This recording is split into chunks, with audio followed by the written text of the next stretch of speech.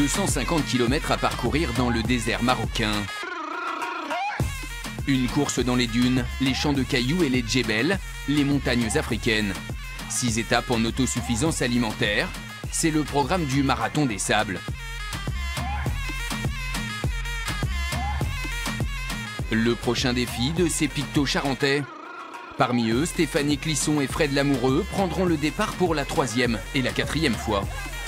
C'est une course qui est dure, c'est une des courses les plus dures au monde. Et effectivement, ouais, on peut se dire qu'on est un peu fou, mais si on n'a pas de folie dans la vie, on n'avance pas, quoi. Ce que j'adore dans le Marathon des Sables, c'est que de toute façon, au final, on n'est jamais seul. Il y a une telle solidarité entre les coureurs. On a tous un moment dans la semaine, une baisse de morale, une difficulté. Et tout le monde est là pour s'entraider et surtout, tout le monde est là pour finir. Depuis 6 mois, chacun peaufine sa préparation. Pour tenir la distance, résister aux tempêtes de sable et à l'amplitude thermique. Des températures supérieures à 40 degrés en journée, parfois négatives la nuit. Mais pas de quoi les inquiéter, qu'ils soient néophytes ou pas.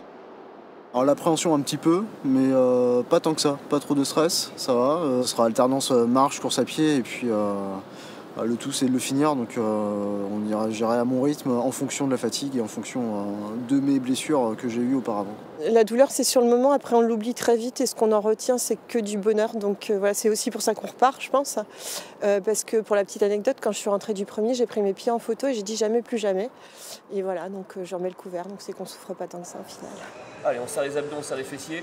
Pendant 7 jours, les marathoniens vont vivre en autonomie.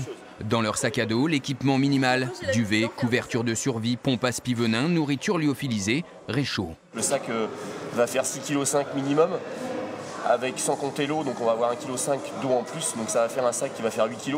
Donc obligatoirement, si on n'a pas un petit peu de préparation physique derrière, tout ce qui est renforcement musculaire au niveau abdos, au niveau lombaire et tout ça, ça va risquer d'être compliqué. Donc on est obligé d'allier un travail spécifique course à pied, mais également un travail de renforcement musculaire derrière pour être du mieux possible. Indispensable pour endurer la plus longue des étapes au programme, autour de 90 km, le soutien des coéquipiers sera primordial.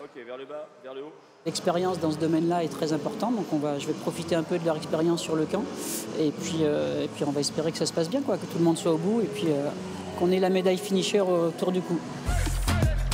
Résultat, le 14 avril, à l'issue des 250 km de la 33e édition du Marathon des Sables.